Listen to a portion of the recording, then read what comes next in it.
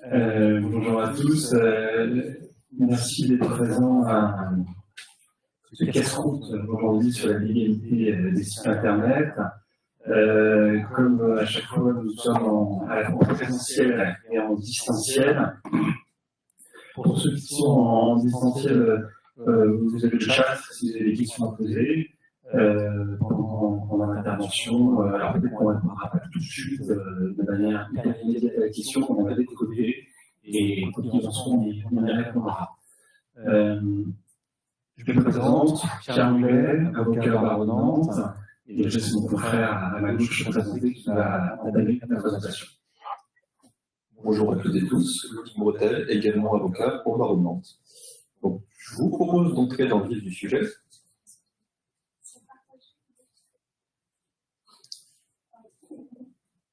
Nous sommes bons sur les aspects techniques. Entrons dans le vif du sujet. Votre site internet est-il conforme légalement? Alors, sur la première question. Excusez-moi de vous interrompre. Il y a toute une phase de réglementation. Pardon? Excusez-moi, Madame Polican en distanciel, on vous entend pas très bien, je ne sais pas si... Donc, comme je le disais, quand vous exploitez un site internet, que ce soit un site vitrine, un site marchand, une web application, s'applique toute une strate de réglementation et aujourd'hui nous allons passer en revue ces réglementations pour que vous puissiez répondre à la question de la conformité de votre site. Donc la première chose qu'on va avoir sur un site internet, ce sont les mentions légales. Donc est-ce qu'elles sont nécessaires et que contiennent-elles? Alors pour répondre à cette première question, est-ce qu'elles sont nécessaires? Oui, puisque si vous n'avez pas de mention légale sur votre site internet, vous risquez une sanction. Alors j'ai commencé par le risque, donc de sanction. On va passer les personnes physiques, les personnes morales, les sanctions sont significatives, puisque c'est jusqu'à 375 000 € d'amende, avec des peines complémentaires qui peuvent être problématiques également. Donc bien évidemment, il faut avoir des mentions légales sur son site, et ce qui nous permet, en tant qu'avocat également, et pour les consommateurs, d'identifier facilement qui est l'éditeur du site et qui est derrière le site. Pour les consommateurs, d'ailleurs, le fait de ne pas avoir de mention légale et d'éditeur du site identifié, c'est un signe qu'il vaut mieux ne pas passer par son site. Le contenu des mentions légales, il n'y a rien de difficile puisqu'elles sont prévues par la loi pour la confiance dans l'économie numérique. Et donc, je passe de nouveau les personnes physiques, puisque c'est beaucoup de personnes morales qui sont aujourd'hui derrière qui éditent des sites. Donc pour les personnes morales, c'est très simple, il faut indiquer sa dénomination sociale, l'adresse de son siège, son numéro de téléphone, et puis en général pour les personnes morales, ce sont des sociétés commerciales, donc son numéro d'immatriculation au RCS. Il faut également indiquer, alors ça c'est une grille d'urgence du droit audiovisuel, le nom du directeur ou co-directeur de la publication. Alors, ne vous posez pas de questions. En pratique, c'est le représentant légal de la personne morale qui est derrière le site. Donc, sauf si vous avez une activité, un site éditorial, dans ce cas, il peut y avoir un directeur de la publication différent du représentant légal. Il faut également indiquer la dénomination sociale, l'adresse et le numéro de téléphone de votre prestataire d'hébergement. Et une fois qu'on a fait ça, alors ça se trouve sur le site en général, il n'y a pas d'obligation, mais le plus simple c'est d'avoir un petit lien à votre page du site qui s'appelle tout simplement mention légale sur lesquelles on va trouver ces informations. En termes pratiques, c'est bien d'avoir ce lien en bas de site dédié plutôt que de mettre ces mentions légales dans des CGU ou dans des CGV. C'est bien de les avoir à part. Ça permet d'identifier le fait qu'on répond à cette exigence de mention légale.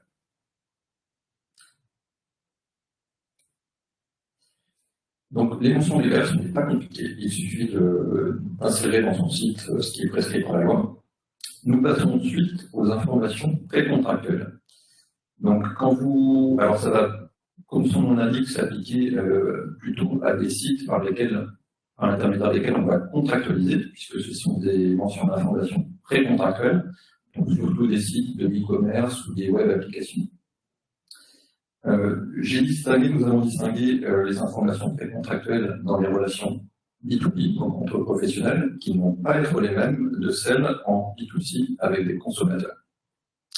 Alors, les informations précontractuelles dans le cadre de relations B2B.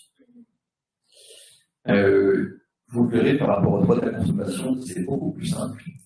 Donc là, il faut que les parties au contrat, donc l'éditeur du site, le e-commerçant et son client potentiel, qu'il fournisse à son client potentiel les éléments qui sont nécessaires à la fondation d'un contrat valable. Donc tout simplement des informations sur le produit qu'il vend, le service qu'il fournit, le service numérique qu'il fournit, le contenu numérique qu'il fournit, et le prix, bien entendu, ce qui permettra au client en face de consentir valablement à l'offre qui lui est faite. Alors, en pratique, quand on a un site B2B, généralement, soit on a un site vitrine qui décrit l'offre, et on passe par un mode de contractualisation classique, donc avec une proposition qui est faite, dans laquelle on va retrouver ces éléments nécessaires à la formation du contrat. De plus en plus, on a, surtout sur les web apps, donc un site vitrine qui permet également de contractualiser pour la fourniture de l'application web.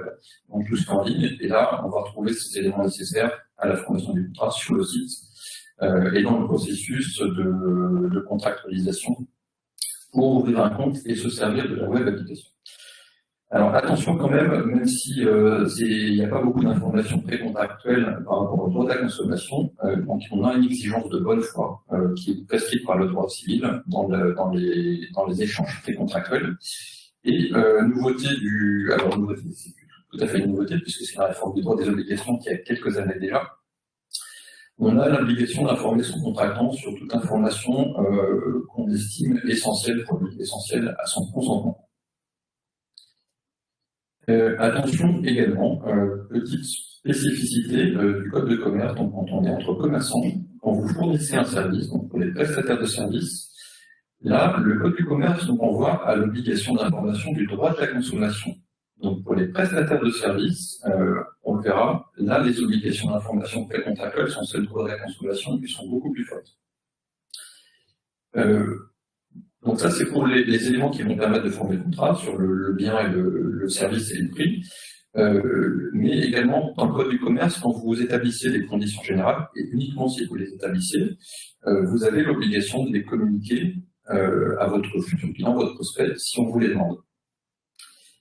Et vous savez probablement, ces conditions générales de vente ou de service vont constituer le socle, le noyau de la négociation. On va négocier sur la base des conditions générales avec son client.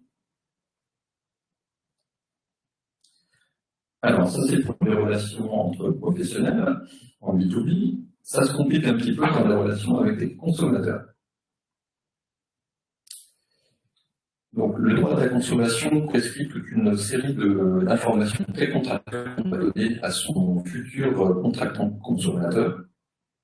On a tout d'abord une obligation générale d'information précontractuelle, alors que je vais passer rapidement parce que il y en a une qui est plus spécifique aux contrats qui sont conclus en ligne. Donc, pour les juristes qui peuvent être dans la salle, on a mis les mentions des articles qui correspondent. Donc l'obligation générale d'information précontractuelle, si vous allez voir le texte, il y a toute une série d'informations qu'on va retrouver après que je vais développer, qui est assez dense en termes d'informations à donner au consommateur avant la formation du contrat. Cette obligation s'applique au contrat à titre onéreux avec le consommateur et de nouveauté cette fois-ci relativement récente qui est issue d'une ordonnance du 29 septembre 2021. Le caractère onéreux a été considérablement étendu. Le caractère onéreux d'un contrat, désormais, ce n'est plus seulement le fait de payer un prix, c'est également le fait de percevoir un avantage du consommateur en lieu ou en complément du prix. Alors typiquement, ce qui était visé dans cette réforme, c'est, alors il y a un slogan que vous connaissez peut-être, c'est « si c'est gratuit, c'est pas le produit ». Donc, voilà ce que ça veut dire. Aujourd'hui, on vise clairement les réseaux sociaux par cette réforme.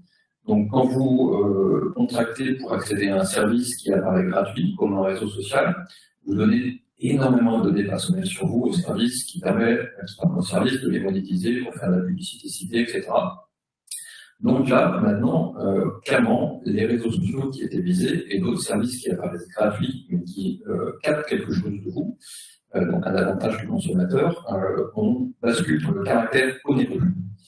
Donc, ce ne sont plus des contrats gratuits, mais des contrats onéreux.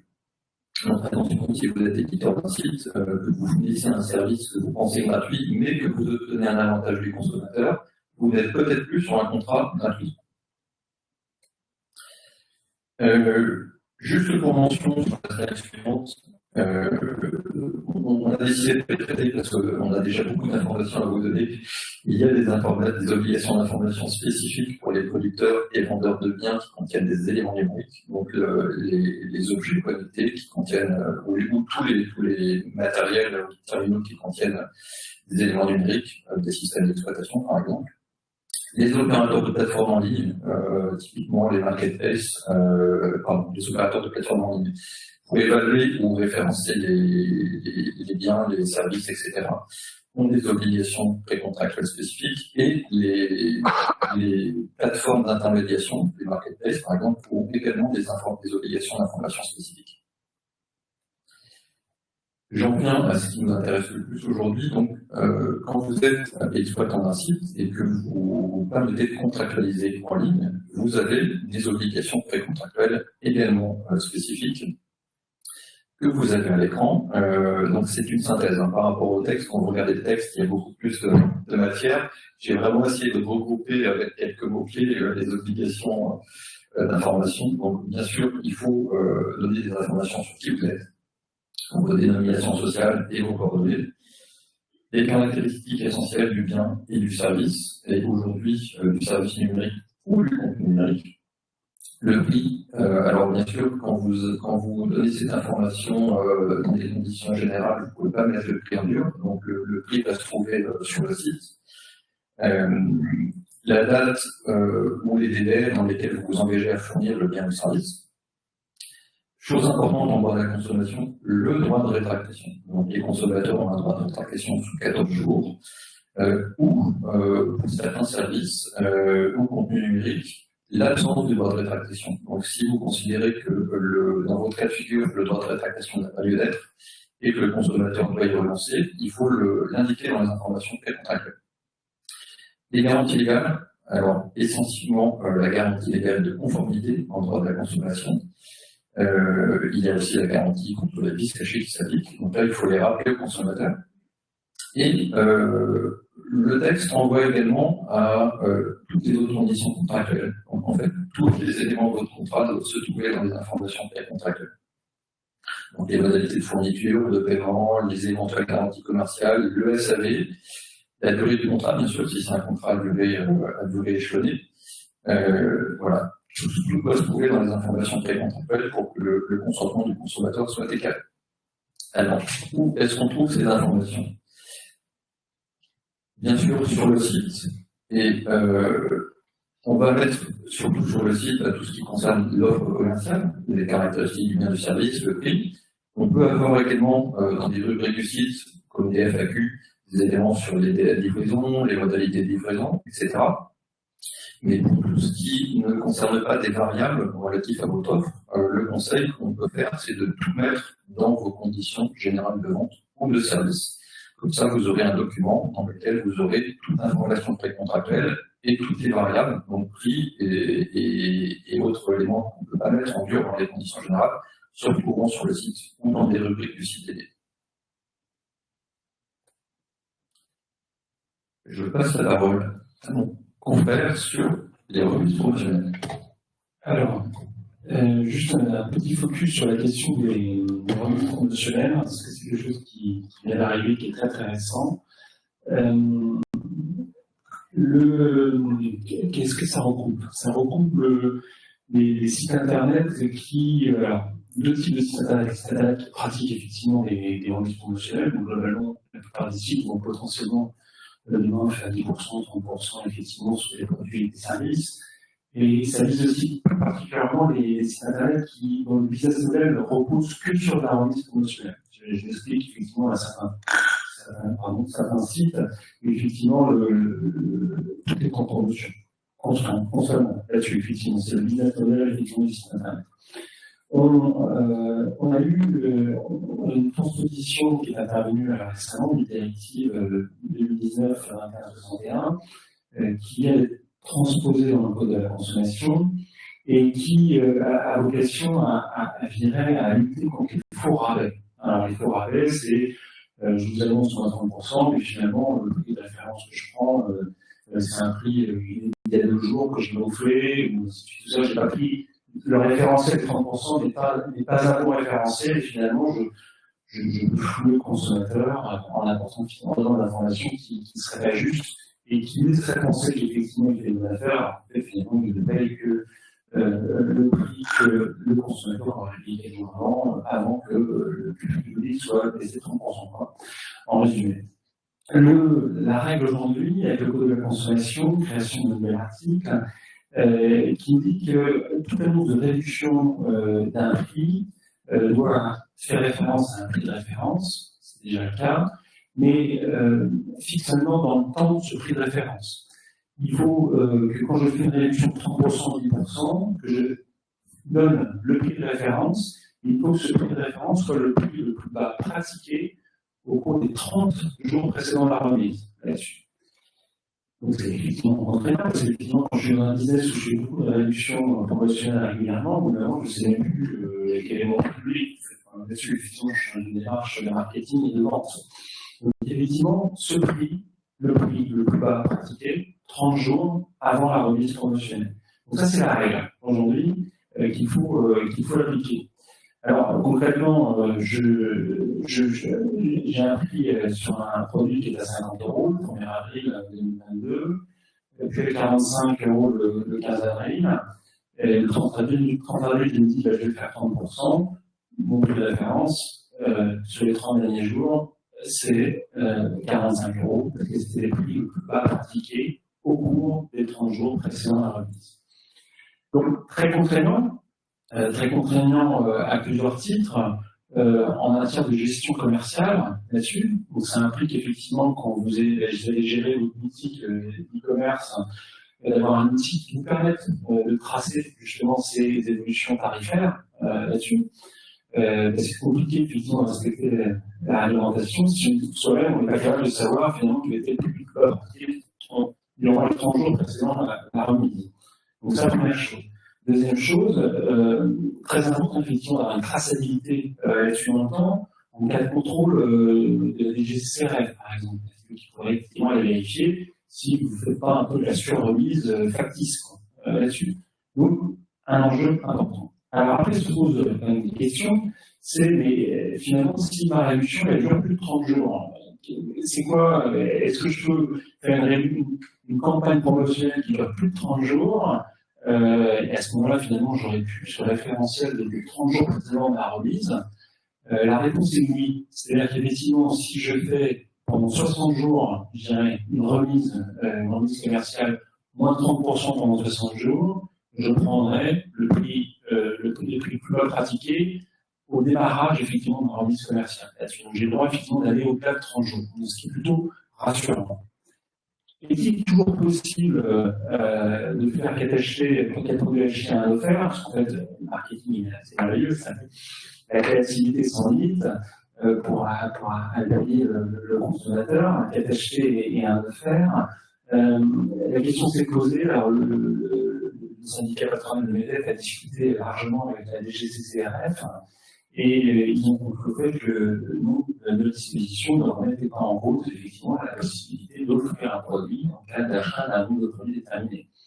Sous réserve que, effectivement, ce soit bien offert là-dessus. Donc, ce que je veux dire, c'est qu'effectivement, si d'aventure sur le site internet concerné, on est capable de regrouper que finalement, j'en achète dans les FS5 parce que le prix de vente à l'unité était tellement important que finalement on n'offre rien, à ce moment-là, ça serait une pratique frauduleuse.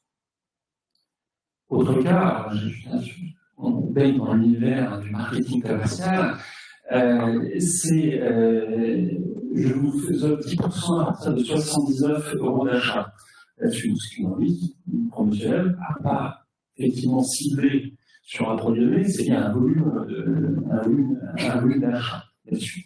Alors la question qu'il faut se poser dans ce cas-là, c'est est-ce que cette remise promotionnelle va s'appliquer finalement à l'ensemble des consommateurs ou uniquement une catégorie particulière de consommateurs? Si ça s'applique à tous les consommateurs, concrètement, tout à chacun peut trouver le code conventionnel à un endroit qui lui permet d'avoir ces 10% de passer 79 €. À ce moment-là, on va considérer que la règle que je vous ai posée au départ du prix le plus bas pratiqué 30 jours avant la remise va s'appliquer parce que ça s'applique à tous les consommateurs. À l'inverse, si tous les consommateurs ne sont pas concernés, que ça ne concerne par exemple que ceux qui seraient titulaires d'une carte de fidélité sur le site du commerce concerné, à ce moment-là, ça ne va pas s'appliquer et on aura le droit effectivement d'avoir cette mécanique complètement déconnectée effectivement de cette question de prix de référence par rapport à ça. Donc, vous allez me dire, finalement, c'est simple, en fait, on va offrir une carte de fidélité à tous ses clients, comme ça, on peut effectivement échapper à ces difficultés. Dernière, après j'ai terminé, effectivement, je suis devenu un expert sur les opérations de réduction conventionnelle dans le cadre d'un dossier. Une opération de cagnotage, tout est possible. Le cagnotage, c'est je fidélise mon client finalement en reportant une partie du prix dans une cagnotte qui permet de acheter de nouveau des produits chinois. Là, c'est la même règle qui va s'appliquer. Si ça s'applique, si ce système de cagnotage vise tous les consommateurs, effectivement, tous les consommateurs, le prix de référence, la règle du prix de référence va s'appliquer. À l'inverse, si ça ne concerne que sur un compte, par essence, sur lequel on va pouvoir justement mettre ce montant de réduction pour un achat futur, ça ne va pas s'appliquer. Voilà un peu le focus sur l'indice conventionnel qu'il faut quand même avoir en tête, effectivement, parce que l'enjeu, effectivement, se pose toujours. Je liquide des stocks, je fais des réductions, mais je ne peux pas faire ce que je veux et je suis vraiment contraint par le droit de la consommation. Alors, c'est quoi la différence entre les CGV et les CGU, Olivier? Bonne question, Pierre. Merci de me l'avoir posée. Alors, oui, effectivement, on se pose souvent la question de savoir comment on appelle son document contractuel quand on a un site. Est-ce que ce sont des CGU?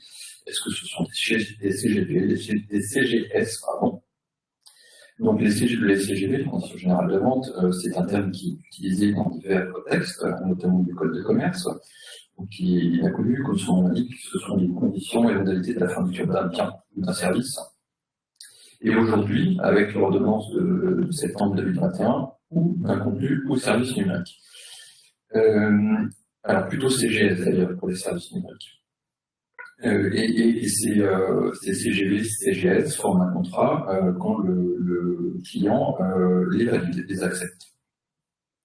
Le terme CGU, on n'a pas de définition légale, on le trouve dans certains textes, alors notamment dans le texte du droit de la consommation sur les plateformes d'intermédiation. On le trouve aussi dans le code de la propriété intellectuelle au sujet des services de partage de contenu en ligne ou les sites internet sur des exceptions en droit d'auteur sur les fouilles de données. Donc, il n'y a pas de régime spécifique ou de définition de ce terme, et en pratique, on l'utilise surtout pour les sites vitrines ou les sites d'e-commerce d'ailleurs, pour déterminer les conditions d'utilisation pour l'internaute du site. Donc c'est plutôt utilisé vis-à-vis d'un utilisateur final sur quelque chose à accès gratuit. On va le voir un peu plus loin aujourd'hui avec l'ordonnance du 9 septembre 2021 qui a défini les contenus numériques et les services numériques. On pourra désormais parler pour les applications de services. Donc on peut ne plus utiliser le terme CGU pour des applications en ligne. En pratique, je pense qu'on cantonnera l'utilisation du terme CGU vraiment à des conditions d'utilisation, soit d'un site vitrine, soit d'une application gratuite, vis-à-vis d'un utilisateur final. Alors, justement, sur les CGU site web, vous pouvez souvent voir sur les sites web un petit onglet, conditions générales d'utilisation du site web, que ce soit un site vitrine ou un site marchand. Ces CGU ont surtout, à mon sens, un intérêt pédagogique, puisque c'est un document que vous ne validez pas, que vous n'acceptez pas, et parfois dont vous n'avez même pas connaissance, puisque vous n'allez pas le voir. Vous visitez le site, et puis voilà, vous avez juste un lien en bas de site qui concerne des CGU. Donc, ça conserve un intérêt essentiellement pédagogique, comme je le dis, puisque du fait de l'absence de validation, il n'est pas opposable, difficilement opposable aux internautes. Alors, ce qu'on trouve dans nos documents, c'est essentiellement un rappel de la propriété intellectuelle de l'éditeur sur le site et parfois de ce que l'internaute n'a pas le droit de faire avec le site ou avec l'application. Et puis, surtout, des limites de responsabilité des éditeurs du site, quand notamment il y a des références à des contenus externes qui sont faites à partir du site. Mais il n'y a pas grand autre intérêt sur des CGU de sites web ou d'applications gratuites assez frustrantes. Donc sur les cellules d'application B2C, comme je l'ai dit, on a une nouvelle définition des services numériques et désormais on peut appeler les CGU d'application B2B conditions générales de services numériques. J'y reviendrai plus tard. Sur la slide suivante, je vais passer très rapidement. On voulait vous indiquer à notre sens les principales choses qu'on peut trouver dans des conditions générales de services d'application B2B. Et vous voyez à l'écran que les deux dispositions les plus importantes sont forcément les définitions des services et des engagements souscrits par le fournisseur d'application. Et aujourd'hui, la clause qui est toujours discutée, la clause de responsabilité avec les limitations de responsabilité que peut prendre le prestataire ou fournisseur de l'application, surtout quand l'application traite des données personnelles. C'est le point de négociation systématique. Quand il y a un plafond de responsabilité, mais qui est bien évidemment conseillé quand vous êtes du côté éditeur. Alors, ensuite, quel CGV pour une activité B2C? Alors là aussi, le droit de la consommation ne simplifie pas la tâche. Il y a un intérêt de protéger les consommateurs. Là aussi, le code de la consommation, c'est la slide suivante, nous dit ce qu'on doit trouver dans des CGV B2C dans le cadre d'une contractualisation en ligne. Alors, je vais plutôt commencer par la dernière phrase. On doit trouver finalement toutes les informations précontractuelles que j'ai évoquées. Donc finalement, tout ce qu'on a dans les informations précontractuelles, qui, je le rappelle, concernent tout le contrat, doivent se trouver dans le contrat. C'est un peu une analyse là. Puisque, alors c'est une interprétation mais, voilà, qui est peu discutable à mon sens, puisque quand la commande est validée par le consommateur, vous devez lui transmettre un récapitulatif de contrat contenant toutes les informations précontractuelles. Ce qui veut dire que votre contrat doit contenir tout ça. Et puis par ailleurs, on a des textes qui nous disent spécifiquement ce que doivent contenir les CGV. Donc, j'y reviens parce que c'est important, la nature de l'avantage procuré par le consommateur. Donc, aujourd'hui, c'est ce qui constitue un contrat à titre onéreux, signé à la prix. La nature de l'avantage procuré par le consommateur, si on va voir les textes réglementaires, c'est très précis et vous devez le décrire dans votre contrat. Donc je vous laisserai prendre connaissance du texte réglementaire, mais il faut vraiment expliquer quel est cet avantage que vous procurez à l'éditeur ou au fournisseur du site, qui fait que le contrat bascule dans un contrat à titre onéreux.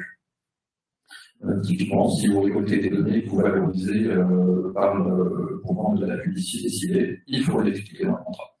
Donc on attend que Facebook et les autres réseaux sociaux se mettent en conformité sur ça, pour voir ce que ça fait mieux.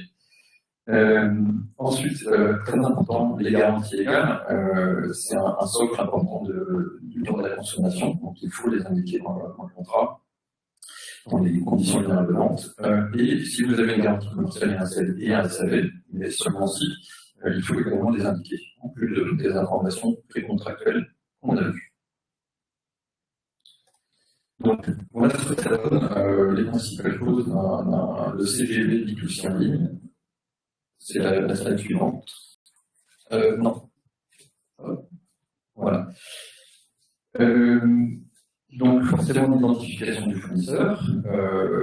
Très important, comment est-ce qu'on rend les conditions générales opposables au consommateur, en général quand il est validé en ligne. Il faut conserver cette preuve de validation. Les caractéristiques des biens et services, on l'a vu, les modalités de commande, les modalités de livraison ou de fourniture du service. Là, quand on parle de livraison d'un bien, les modalités de réception et de réserve, si le transporteur vous délivre un colis endommagé.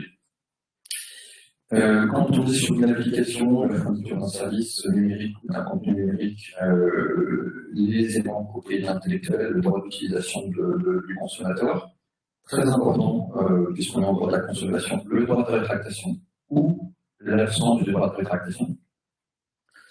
Les garanties légales, puisqu'en droit de la consommation, nous avons des garanties légales spécifiques de conformité. Et là, vous avez des textes réglementaires qui vous imposent d'insérer dans vos conditions générales un encadré qui est prescrit par le décret, par le texte réglementaire que vous avez à l'écran. Je vous fais une parenthèse, encadré qui a été modifié très récemment par un décret du 22 juin 2022 qui a défini les garanties légales de conformité à insérer dans les contrats pour les services numériques et les contenus numériques, mais qui a également modifié à la marge les garanties pour les biens qui contiennent des contenus des éléments numériques. Donc attention, si vous avez des encadrés de la sorte dans vos conditions générales de vente, à les mettre à jour.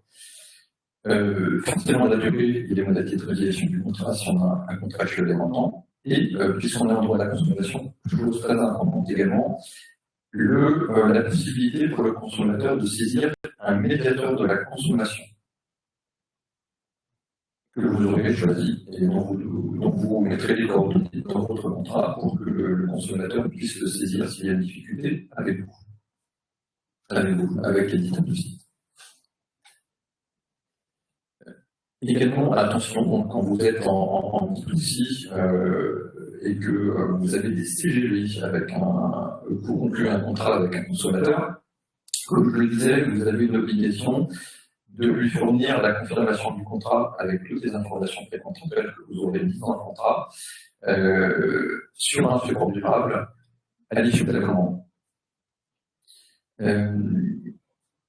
Donc le support durable, je ne sais pas si vous le savez, juste une petite parenthèse, il est désormais défini par la loi, mais c'est tout instrument qui permet au consommateur de se référer à tout moment au contrat qu'il a conclu avec vous, avec une garantie d'authenticité et d'intégrité du document. Donc un lien qui figure, qui renvoie à vos CGV sur votre site ne marche pas, puisque les CGV sont évolutives d'une part, et qu'elles peuvent être modifiées. Donc il n'y a aucune garantie d'authenticité et d'intégrité.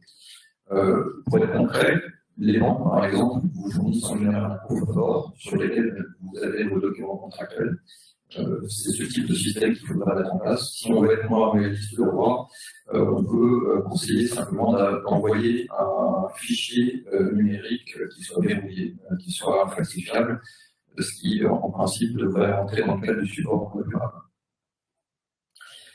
Et pour finir, vous avez une obligation de conservation du contrat pendant 10 ans et vous devez le mettre à la disposition du consommateur pendant ce délai. Pour les contrats supérieurs à 100 €, mais on est très vite au-delà de 100 €.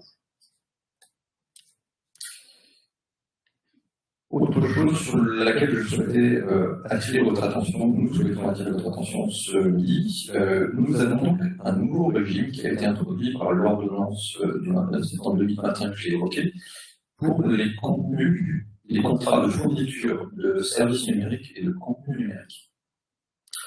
Donc ce nouveau régime, alors c'est vraiment un nouveau régime juridique qui a été créé pour ces contrats. Donc ça concerne les contrats à titre onéreux, donc en contrepartie d'un prix ou de tout autre avantage. Les contenus numériques, c'est toutes données produites ou fournies sous forme numérique, selon la définition des normes légales. Et les services numériques, c'est une définition très large, puisque c'est tout ce qui va vous permettre finalement, tout service qui va vous permettre de manipuler la donnée, de la créer, de la traiter, de la consulter, de la stocker. Donc on voit que les réseaux sociaux entrent dans le scope des services numériques. Les web applications, bien évidemment, qui vous permettent de traiter des données aussi. Donc, pour tous ces nouveaux services, les services ne sont pas nouveaux, mais en tout cas, vous avez un nouveau régime qui s'applique à ces services numériques. Le contenu du contrat, en plus de ce qu'on a vu, est aussi prescrit pour ces contrats de fourniture de services et de contenu numérique. Donc on trouve des choses qu'on avait déjà vues. Dans les choses qui sont en plus de ce qu'on a déjà vu, il y a les niveaux de service. Typiquement sur le web application, vous offrez en général à votre client des niveaux de service de disponibilité, des niveaux de service de connexion des instruments. Alors, vis-à-vis des consommateurs, c'est assez rare, j'en reviens. En tout cas, si vous en avez vis-à-vis de votre client consommateur, il faut les indiquer. Si c'est un contrat par abonnement, il faut indiquer la durée du contrat, les conditions de renouvellement d'interruption. Je passe sur les informations sur le prix. Alors sur les frais, il y a des choses assez précises sur les frais de résiliation, sur les frais de SAV, de maintenance, qui doivent être indiqués. Chose intéressante, par rapport aux données personnelles, vous devez mettre dans le contrat, en plus des notices d'information qu'on verra sur le sujet des données personnelles, une information sur les données personnelles qui sont nécessaires pour fournir le service au consommateur ou qui sont collectées à l'occasion du service. Donc on a une double information sur les données personnelles dans le contrat et on le verra après dans la politique de confidentialité. Également, spécificité et chose importante, puisque il y a beaucoup aujourd'hui une reconnaissance de la cybercriminalité, vous devez indiquer dans votre contrat les mesures que vous êtes en mesure de prendre pour résoudre tout incident de sécurité. Donc l'aspect sécurité est très fréquent également dans ces contrats pour les services numériques et les contenus numériques. Et puis des précisions sur les services conçus pour les personnes handicapées, précision souhaitable. Le régime du contrat, je vais passer très vite. Vous avez donc sur ces contrats de fourniture de contenu des services numériques, vous avez un régime qui est édicté par le Code de la consommation qui concerne la formation du contrat et l'exécution du contrat. Mais la grosse nouveauté, ce sont les garanties de conformité des contenus et services numériques. Donc il y a une nouvelle garantie qui a été créée par le législateur avec des critères de conformité au contrat d'une part et des garanties de conformité proposées dans le texte. Donc il y a deux référentiels de conformité. La garantie de conformité pour ces services et contenus numériques est appliquée et peut être invoquée dans les 2 ans de la fourniture. Et si on est sur un abonnement, c'est pendant toute la période d'abonnement. Il y a une présomption de défaut de conformité si le défaut survient dans les 12 mois ou pendant la période de fourniture pour les abonnements. Et ce que peut vous demander le consommateur, c'est une mise en conformité en premier chef, et si cette mise en conformité n'est pas possible, pour des raisons qui sont également traitées dans le texte, il peut solliciter une réduction du prix ou la résolution du contrat. Donc c'est vraiment un nouveau régime du contrat de fourniture de biens et services, de contenu numérique ou de services numériques, avec une nouvelle garantie légale. Donc les web applications devront prévoir demain, elles doivent déjà prévoir ce type de garantie. Et je repasse à parole à Pierre pour les aspects du. Alors, juste avant que j'oublie, je crois, parce que je crois pas qu'on ait mis une présentation, un réflexe qui peut se poser du naturel quand on va dire des conditions générales de vente, c'est naturel. Hein. Là-dessus, c'est se dire, bon, j'ai un petit copain qui fait de l'activité moi, il a une super condition générale de vente, ça fait 4 ans qu'il fait son activité. Bon, je vais prendre ces conditions générales, et puis effectivement, pourquoi finalement embêter à faire des conditions générales de vente alors que j'en ai juste à côté. Alors, juste quand même 2 remarques par rapport à ça, là-dessus, je suis en train de dire, il prêche pour sa paroisse. Je pense d'abord là-dessus, première chose, une copie de conditions générales de vente, ça a été déjà tranché plusieurs fois là-dessus. C'est susceptible effectivement d'être qualifié de ce qu'on appelle un acte de parasitisme. C'est-à-dire qu'en fait, on s'appuie sur un investissement humain et financier fait par un tiers à son bénéfice, et au titre de la responsabilité civile, c'est sanctionnable. Et effectivement, assez régulièrement, il y a une décision en la matière qui dit que copier des conditions générales de son camarade, c'est sanctionné. Bon, je vais dire, c'est un enjeu entre concurrents.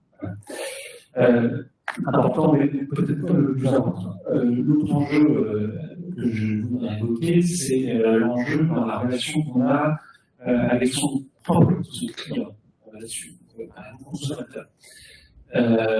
Lui, disait tout à l'heure, finalement, il y a des questions de droit de rétractation qui vont s'appliquer, notamment, vous avez vu, dans la consommation, c'est la jungle. Il y a des dispositions impératives partout là-dessus, et notamment l'une des plus connues, effectivement, c'est le droit de rétractation. Sauf que le droit de rétractation doit s'appliquer dans des cas précis et des cas d'exclusion, effectivement, au droit de rétractation. Donc, on peut échapper, effectivement, à cette mécanique du droit de rétractation. Donc, si à l'aventure, on prend des conditions contractuelles qui donnent un droit de rétractation, alors finalement, vous pouvez y échapper, vous allez donner un droit de rétractation au consommateur qui dans les faits, auquel il n'a pas droit là-dessus. Donc, c'est effectivement gênant par rapport à ça. J'ai un autre exemple qui vient en tête, en matière de données personnelles, sur les clauses en matière de données personnelles. Je vais pas déborder ce qu'on va dire après là-dessus, mais juste un mot. En matière de durée de conservation, en matière de données personnelles, la durée de conservation est directement liée à la finalité pour laquelle on collecte la donnée personnelle. Alors, je t'explique. Je suis concessionnaire auto. Je vends effectivement, je fais du commerce en ligne de voitures. Je vends des chaussures chez Sarrazin.com. Probablement, effectivement, je vais vendre plus régulièrement des chaussures que des voitures. Je n'achète pas une manière aussi compulsive de voitures que des chaussures là-dessus. Donc en fait, ça a impacté sur la durée de conservation, ce qui fait que si, entre guillemets, je prends des conditions contractuelles qui se rapportent à l'activité qui n'est pas du tout la mienne, je vais mettre des conditions qui ne vont pas convenir à mon activité. Voilà. Je ne sais pas si je vous ai convaincu sur cette histoire de copie, effectivement, par rapport à ça, mais c'est un sujet qui se pose au quotidien là-dessus, et donc je trouve avec des clients qui sont avec des conditions contractuelles sur lesquelles ils se retrouvent coincés, illicites, voire beaucoup contraignantes que ce dont ils pourraient bénéficier. Les conditions contractuelles en B2B. Alors, pourquoi c'est beaucoup plus facile là-dessus pardon. En B2B, donc en professionnel, vous l'aurez compris, alors je mettrai une petite pondération, mais on a cette contrainte du code de la consommation là-dessus. Je dirais avec toute il y a quelques contraintes en matière précontractuelle, la formation précontractuelle, comme disait Louis tout à l'heure, mais on est quand même dans un système beaucoup plus ouvert. Voilà, là-dessus, on respire. Voilà. Donc, effectivement, c'est moins contraignant. On peut avoir des contraintes, parce que j'ai juste une petite, parce que au moment où vous allez tous avoir une à la sortie du déjeuner, avant de démarrer, on peut avoir des enjeux de contraintes pour la consommation par rapport aux personnes qui agissent en tant que consommateurs, en tant que non professionnels là-dessus, parce qu'en fait, c'est trop simple. Le législateur a créé le professionnel, le consommateur, et puis le non-professionnel au milieu. Là-dessus, effectivement, on a des règles, effectivement. Donc, je ne vais pas plus loin là-dessus, il peut y avoir quelques règles qui s'appliquent là-dessus. Après, concrètement, en B2B, je suis beaucoup plus ouvert en matière de contrat, et comme c'est plus ouvert, à quoi, je dirais qu'il faut faire plus particulièrement attention là-dessus. Alors, c'est pas exhaustif, mais je dirais, ces 5 sujets qui sont dans la slide, à mon sens, sont importants. Le premier sujet, c'est la question de la réservabilité là-dessus. C'est je vends un produit à quelqu'un, cette personne ne m'a pas payé en totalité. Il faut qu'effectivement, j'ai une clause de réserve de propriété qui me permet de lui dire vous n'êtes pas propriétaire du bien que vous avez reçu tant que vous ne m'avez pas pleinement payé là-dessus. Ça, c'est effectivement très très important effectivement d'avoir ça. Ça constitue un bras de levier, effectivement, pour se faire payer, ou éventuellement récupérer le produit en cas de non-paiement malgré une différence relance là-dessus. La question aussi qui se pose, c'est la question du transfert des risques. Là-dessus, c'est que je suis professionnel, je vends un produit, je l'envoie, et finalement, le risque qui supporte le risque du transport, qui supporte le risque survient s'il y a un problème à la réception. Donc, effectivement, il faut gérer cette question de transfert de risque dès l'envoi du produit.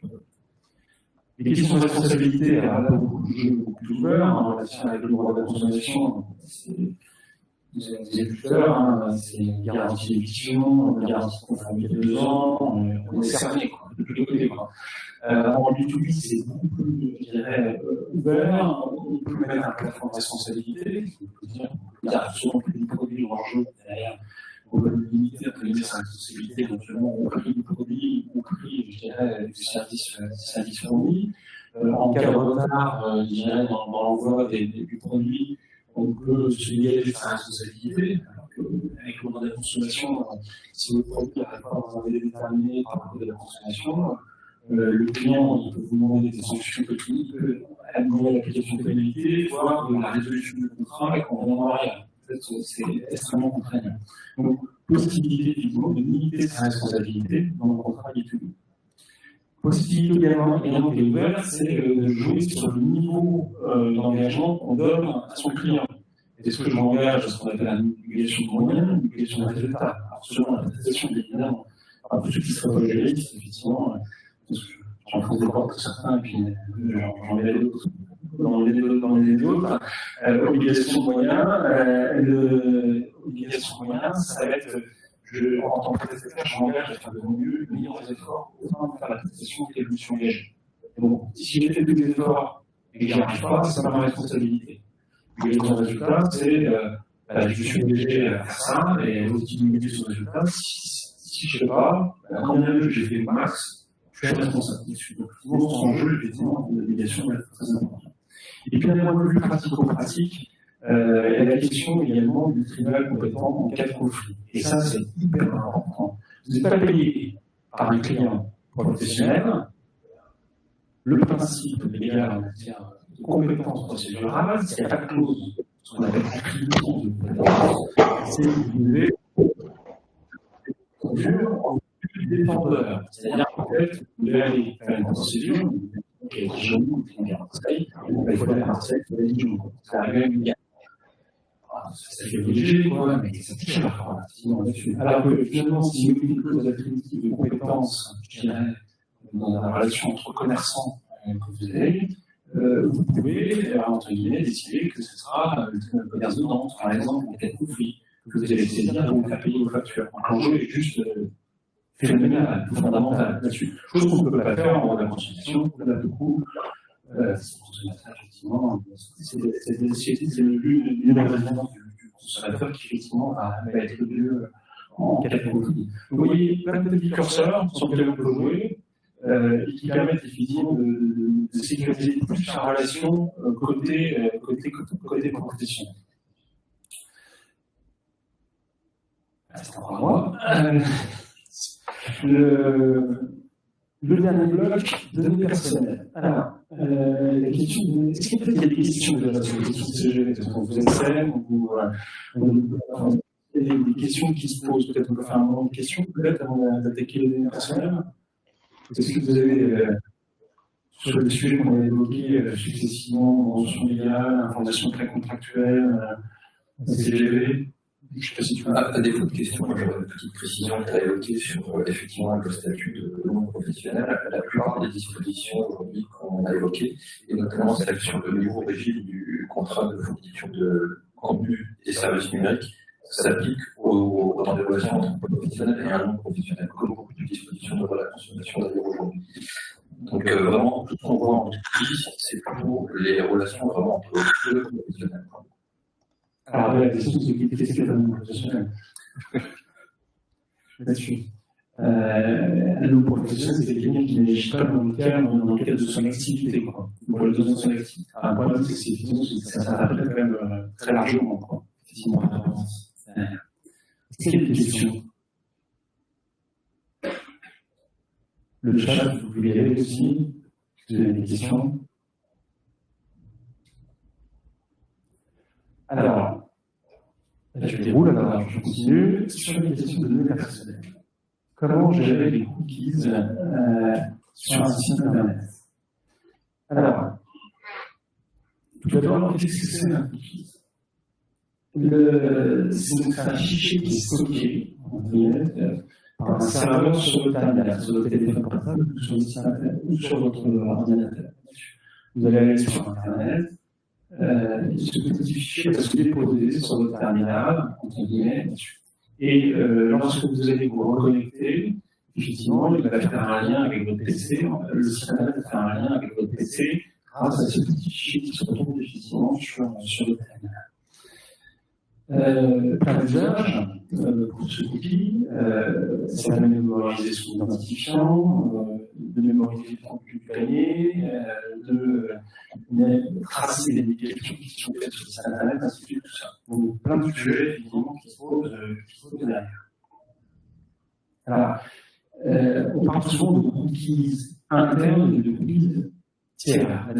C'est quoi la différence là-dessus? C'est important. Alors, le régime est le même, en fait. Là-dessus, et c'est important finalement d'avoir ça en tête. Parce que nous, quand on est amené, je dirais, à accompagner un client sur la mise en conformité liée aux données personnelles, notamment liées à la gestion des cookies, on va dire à notre client, on va écouter, demander à votre prestataire quel type de cookies effectivement sont traités dans le cadre de votre site internet.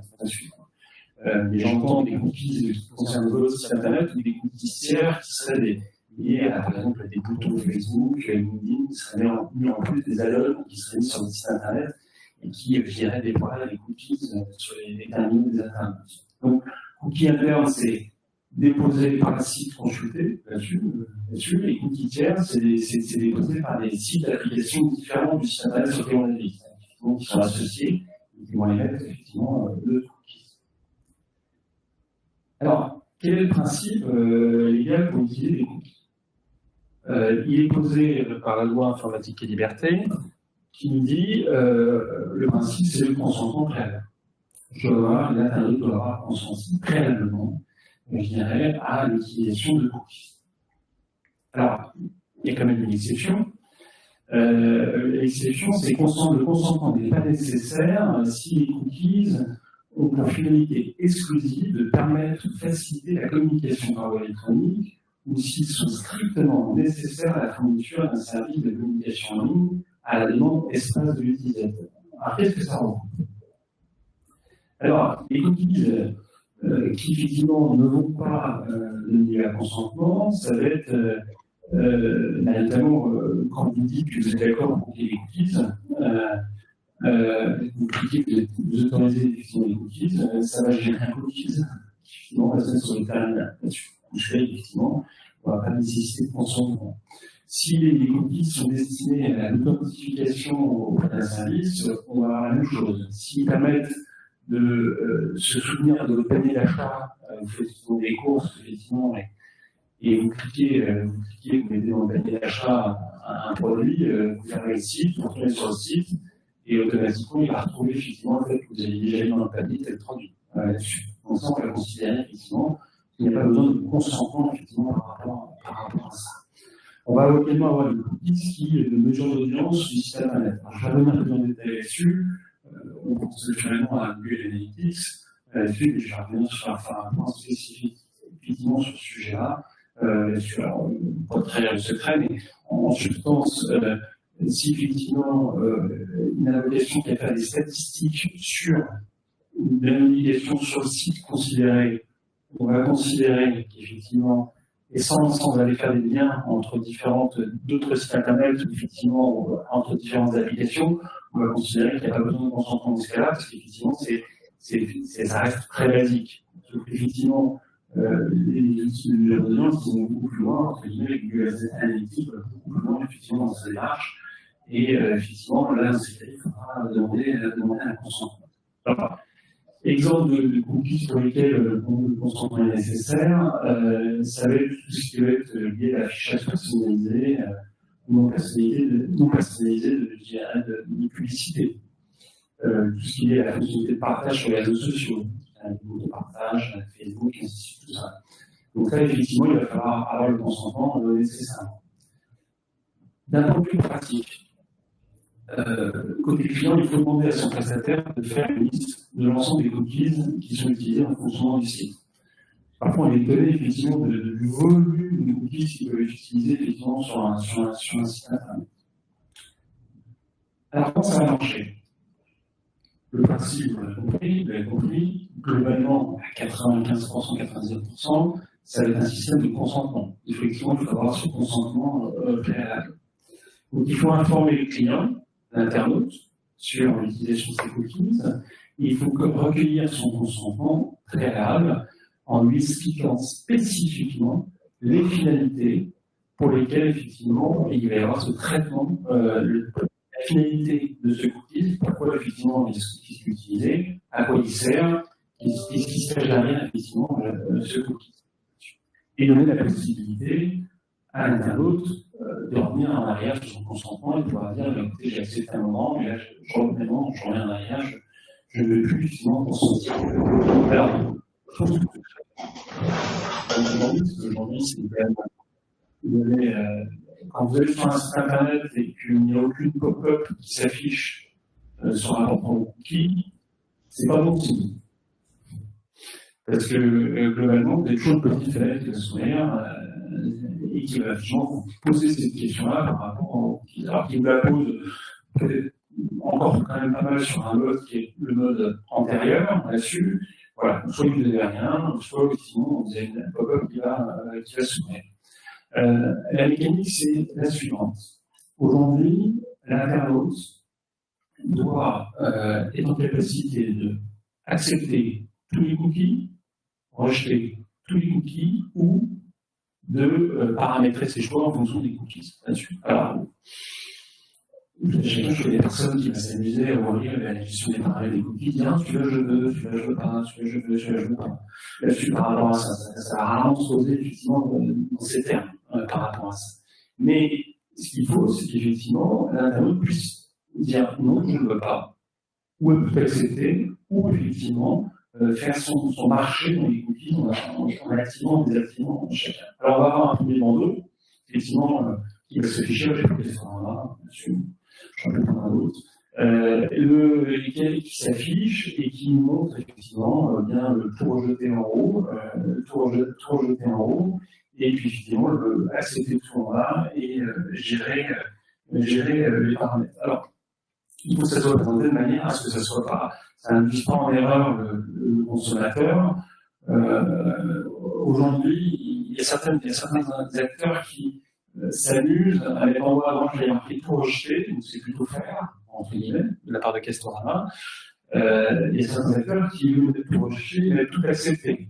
Parce que mentalement, on est tous pareils, c'est-à-dire qu'effectivement, quand on a une image qui arrive, publicitaire qui arrive, la première chose qu'on attend, c'est la petite croix, quoi. On a un peu, on regarde tous les coins, on se dit où est-ce que va apparaître la croix, souvent elle apparaît à droite, pour cliquer, pour arriver à l'autre coup là-dessus. Donc il y a des petits malins effectivement qui s'amusent à mettre le tout accepté en haut à droite en se disant mécaniquement je vais cliquer tout accepté là-dessus. Alors, sauf erreur de ma part, on n'a pas eu de décision là-dessus, mais effectivement c'est quand même en termes de formation, c'est assez trompeur pour le consommateur. Là-dessus, donc on va avoir ce critique, gérer les choix pour chier ou tout accepter. Et puis après, on va arriver dans le deuxième niveau, si effectivement j'ai projeté ou tout accepté, ou je vais faire marcher parmi les cookies, monsieur. Alors, vous vous amuserez à aller voir, parce que là c'est juste un petit exemple de Castorama, mais c'est terrifiant quand sur le site Castorama, c'est-à-dire qu'effectivement, c'est des dizaines, voire des centaines de cookies qui vont se mettre sur votre terminal quand vous allez cliquer sur tout accepter. Donc, vous êtes en capacité, effectivement, là, on voit les détails, qui sont relatifs à la performance de l'analyse, on est détaillé, les finalités sont détaillées, vous pouvez accepter ou refuser chacun des cookies sur un rapport. Le principe, c'est que le site doit conserver les choix et les cookies pendant 6 mois. C'est-à-dire qu'au sous-lot, il doit en principe 6 mois après votre refus ou acceptation, effectivement, et amener à vous, après votre acceptation, amener à vous reposer la question, effectivement, par rapport à ça. C'est une question qui va se poser derrière. Voilà comment ça marche. En matière de cookies. Alors, juste un sujet que j'ai pas mis dans les slides ici, elles sont appelées les cookies wall. Je ne sais pas si ça vous parle, ça. Les cookies walls, c'est beaucoup développé, notamment pour les journaux, pas mal les journaux que d'autres. C'est que vous allez sur ce internet, en substance, on vous dit, si vous accédez au contenu du site, il faut accepter. Si vous n'acceptez pas, vous n'avez pas accès au contenu du site. C'est simple. Comment? Oui, c'est ça, effectivement. Mais effectivement, on conditionne l'accès au site finalement à une acceptation des cookies. Aujourd'hui, les walls, c'est c'est jugé valide pour le moment. Ça va peut-être bouger, effectivement, avec le temps. Aujourd'hui, effectivement, il y a certains sites, vous ne pouvez pas y accéder. Vous n'avez pas cette possibilité, je dirais, cette possibilité de faire votre marché. Google Analytics.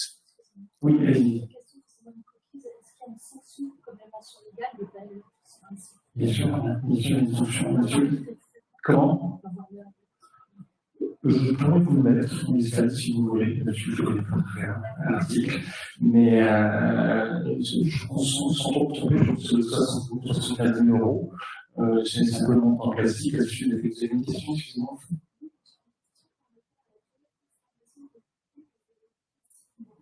Alors, du choix relatif à l'acceptation des cookies. C'est relatif en principe à la conservation des cookies. Là-dessus.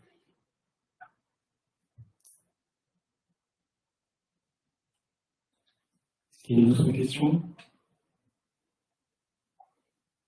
Il y a quelque chose sur les cookies, un sujet que tu affectionnes? Bon, tu peux le faire manger. Il faudrait le faire, Google Analytics. Qu'est-ce que c'est? Donc, nous sommes un outil statistique qui permet à chaque administrateur de site web de pouvoir analyser son audience. Effectivement, Google Analytics, en substance, je pense que c'est un cas qui m'a il sur 95% du marché, je dirais, de logiciels d'outils statistiques de suivi des audiences, effectivement, sur un site internet. Ce qui permet effectivement d'adapter ces campagnes de marketing, voir naviguer les gens, les interactions, tout ça. Donc l'enjeu est vraiment important. Alors l'enjeu est très très important, surtout pour le côté prestataire, souvent. Parce qu'effectivement, le prestataire, lui, grâce au SaaS, il va pouvoir conseiller son client ou lui proposer d'autres services aussi. Nous, en tant que client lambda, c'est quand même rare que le client lui en direct s'intéresse effectivement au suivi des audiences, parce qu'il y a souvent un prestataire qui va s'intercaler entre l'exploitant du site et effectivement la gestion de l'utilisation de Google Analytics. Alors, les questions se posent toujours sur est-ce que finalement on peut encore utiliser en France et en Europe Google Analytics. Alors, le premier sujet qui se posait, effectivement, c'était la question du consentement, tout à l'heure, là-dessus. Donc, Google Analytics, c'est un outil qui est très, très puissant et très intrusif. Pour beaucoup, en termes de cookies, de mesures d'audience du site, ça avait été tranché, il fallait effectivement qu'il y ait consentement de l'internaute à l'utilisation de Google Analytics. Mais il y a un nouveau barrage qui s'est mis entre, je dirais, l'Union européenne et Google Analytics. C'est le fait que, en fait, ce qui se passe avec Google Analytics, c'est qu'il y a des données qui remontent sur les serveurs américains. En matière, si je simplifie, en matière de législation sur les données personnelles, on peut traiter des données personnelles sur un cadre déterminé, ainsi de suite, tout ça. En revanche, on ne peut pas transférer effectivement des données hors de l'Union européenne là-dessus. Sauf si le pays à lequel on transfère ces données est un pays qui offre un niveau de protection équivalent, adéquat, équivalent au RGPD, à la législation sur les données personnelles dans l'Union européenne. Alors, l'enjeu, c'est les États-Unis, l'Union européenne.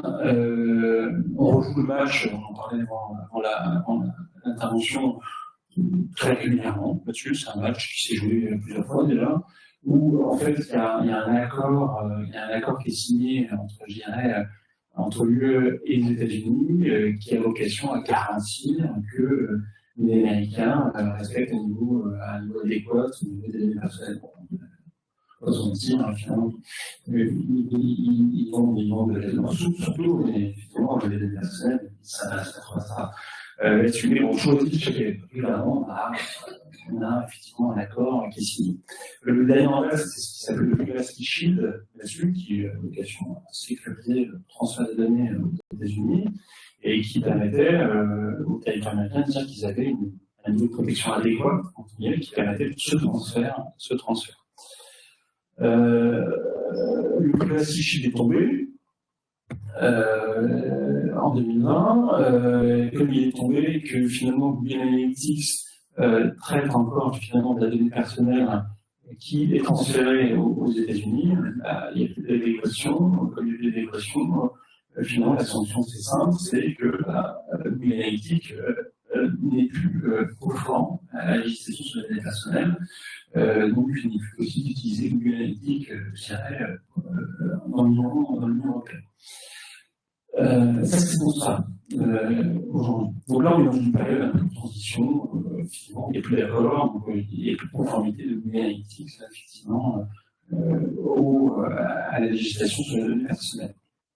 Alors, quelle solution c'est possible éventuellement normalement, la question, c'est si on ne peut pas paramétrer Google Analytics de manière à restreindre effectivement ce transfert de données aux États-Unis. Alors, il faudrait, si ça reste pas possible, qu'il reste toujours finalement la donnée qui va basculer aux États-Unis et sur lequel qui sera désanonymisé et finalement qui permettra en gros effectivement les personnes concernées par ce traitement. La seule solution aujourd'hui qui est proposée par la CNIL, c'est ce qu'on appelle un proxy, en fait, monsieur, effectivement, c'est rajouter un serveur proxy entre le site internet, avant que ça remonte aux États-Unis, en fait, ce serveur proxy technique aura vocation finalement à anonymiser définitivement les données avant qu'elles remontent aux États-Unis. Alors moi, personnellement, j'étais pas mal interrogé là-dessus. Qu'est-ce qu'on fait? Qu'est-ce qu'on remplace ce proxy? C'est pas si simple, tout ça. Concrètement, aujourd'hui, il y a en discussion un nouvel accord entre l'UE et les États-Unis, justement, sur cette question des données personnelles. Donc, quand je vous disais, on rejoue le match, c'est que finalement, à terme, très prochainement, on va avoir un nouvel accord. Un nouvel accord qui va déclarer adéquat le traitement de transfert vers les États-Unis, finalement, on va revenir quand même. Et puis, ce qui va se passer, c'est qu'il y a quelqu'un qui va encore contester cet accord, il sera encore annulé, donc après on dira c'est conforme, et puis ça commencera là-dessus. Je me souviens, mais non, réaliste. Là-dessus, c'est déjà passé comme ça, je vois, voilà. Alors, vous n'aimez pas Google. Si vous n'aimez pas Google, il y a d'autres options, effectivement, qui seraient néanmoins possibles là-dessus. Il existe d'autres solutions qui permettent ce suivi d'audience et qui sont à la disposition des e-commerçants. Sur le site de la j'ai mis le lien, parce qu'on va vous transmettre le PowerPoint. La question s'était posée de savoir qui était en conformité ou pas. Et notamment c'est par rapport aux histoires de consentement, pas consentement.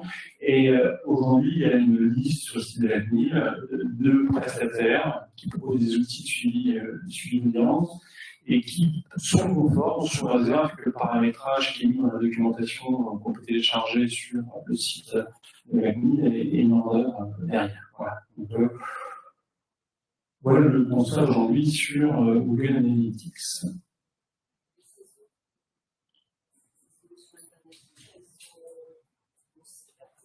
Non. Elles ne sont pas aussi inclusives, donc elles ne permettent pas d'avoir le même niveau d'information que Google Analytics. Donc là-dessus, après, la question qu'il faut se poser, c'est la question qu'il faut se poser, c'est ce qu'on a vraiment besoin. En fait, c'est ça. Donc après, effectivement, je crois que c'est surtout ça, en fait, la question. Et une question des campagnes de Google AdWords, il y a des informations. Oui, aujourd'hui, je pense que si on campagne de marketing commercial ne sont faites par Google AdWords, donc les informations. Je pense qu'aujourd'hui, si on avait cessé d'utiliser Google Analytics, je pense que ce serait là-dessus. Donc, je pense que tout le monde attend, en fait, qu'il se passe quelque chose un peu plus haut, et puis qu'on revienne à la case départ. C'est ça qui est en train de se passer. Et du coup, ce type de mieux, ça permet pas de Je le ferai oui. Alors non, c'est pas suffisant. Parce que les garanties qui sont insérées dans les clauses contractuelles aujourd'hui ne sont pas jugées suffisantes. Ils ne permettent pas d'écarter les accès des services de renseignement américains aux données personnelles, puisque c'est le cœur du sujet. En fait, aujourd'hui, les clauses contractuelles type marchaient bien jusqu'à un certain point, mais on a dit, oui, vous signez des clauses contractuelles type, c'est bien, mais ce serait bien aussi quand même de voir concret, derrière, si finalement, c'est bien respecté, si les personnes considérées par des personnes sont bien respectées, effectivement. En fait, il y a plus côté magique des clauses contractuelles type. Vous avez d'ailleurs des lignes directrices de la FG29 qui expliquent ce que vient de dire Pierre et qui décrivent les étapes à respecter pour s'assurer de l'adéquation du pays de destination, et notamment malgré le fait qu'il y ait des clauses contractuelles. Donc il y a des vérifications à faire. Et ici, on a une législation comme celle des États-Unis qui permet aux services de renseignement d'accès aux données. Il faudrait mettre en place des garanties supplémentaires en plus des clauses contractuelles.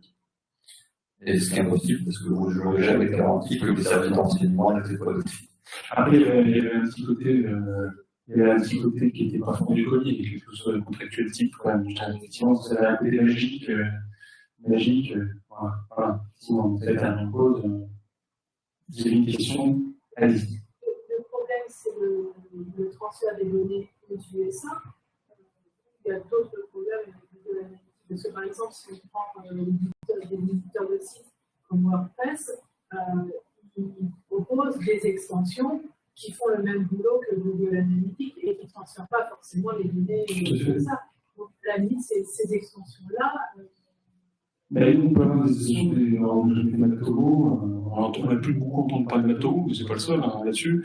Des trucs comme WordForce. Oui, il y a des choses, il y a des autres solutions. Il y a des solutions, c'est soit vous êtes un Google Addict, ou voilà.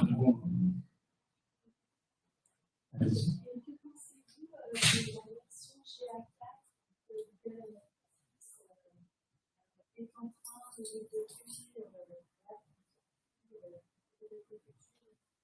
Est-ce que celle-ci est conforme à gérer par rapport à cette problématique de transfert vers les États-Unis?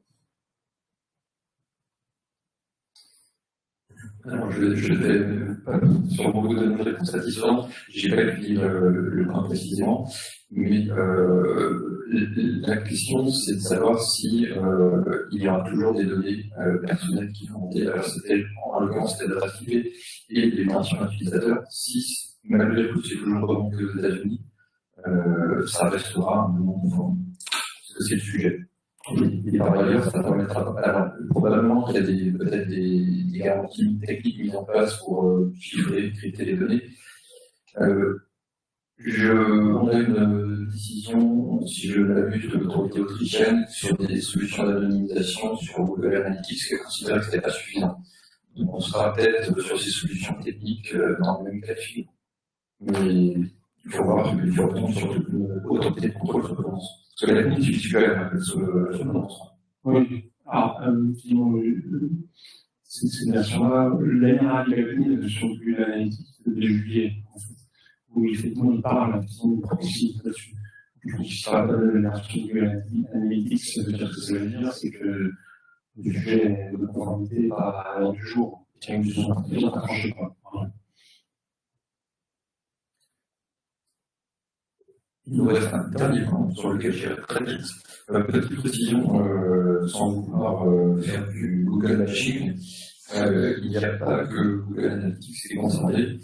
Vous avez d'autres services Google qui transfèrent des données aux États-Unis et j'ai eu le cas on entend souvent quand on demande aux utilisateurs de services Google où les serveurs sont situés, ils nous disent pas de problème, les serveurs sont situés dans l'Union européenne, donc j'ai pas de souci vis-à-vis des transferts de données aux États-Unis.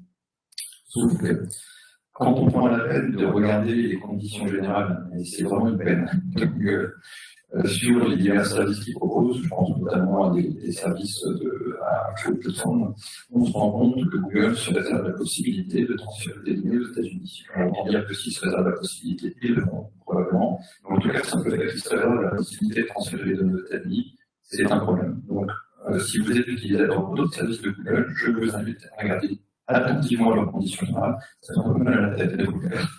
Et si vous voyez cette clause par laquelle Google se réserve la possibilité de transférer des données techniques, on est dans le même problème que Google Analytics. Donc, sur le dernier point de données personnelles, quelque chose qui est peut-être plus connu, en une slide, en deux slides, une chose à en dire, si vous collectez des données, vous devez informer, alors dès lors que vous collectez des données, il faut informer les personnes concernées par votre traitement de données personnelles. Donc il y a deux cas de collecte, la collecte directe, vous recueillez les données directement auprès de la personne, ou si vous avez un formulaire de contact sur votre site, vous recueillez à minima un nom, prénom et une adresse mail. Donc là, votre obligation en tant qu'éditeur du site, c'est d'informer les personnes sur le traitement de leurs données personnelles. Je vais voir plus loin la slide après le contenu de cette information. Et cette information peut être donnée au moment de la collecte. Donc si on parle de votre formulaire de contact de site, c'est lorsque vous présentez le formulaire de contact. Vous pouvez, oui.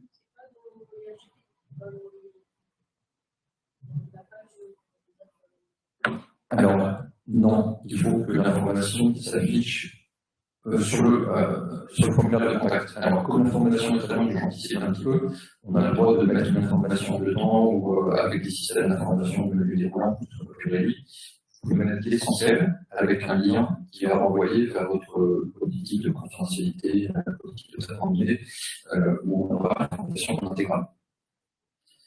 Mais c'est vraiment au moment où vous collectez les données, très important. Alors, si c'est à l'occasion d'une commande, c'est dans le processus de commande, quand vous collectez le nom et le nom du consommateur, par exemple, il faudra lui divulguer cette information. Autre source de données, il y a la collecte indirecte. Ça peut être l'acquisition d'un fichier client, d'un fichier ponctuel, plutôt que le client. Ça peut être aller chercher des données sur des sources Internet. Donc là, vous avez aussi l'obligation d'informer les personnes de ce que vous traitez leurs données personnelles, même en cas de collecte indirecte. C'est pas forcément intuitif, mais c'est une obligation, et vous devez les informer dans le délai au plus tard d'un mois de l'obtention des données. Il y a des exceptions à l'obligation d'information dans le cas de collecte indirecte, mais qui sont que vous pouvez oublier parce que c'est très difficile de s'approcher de ces exceptions à l'obligation d'information. Notamment la jaune, on a fait des frais il y a quelques années déjà.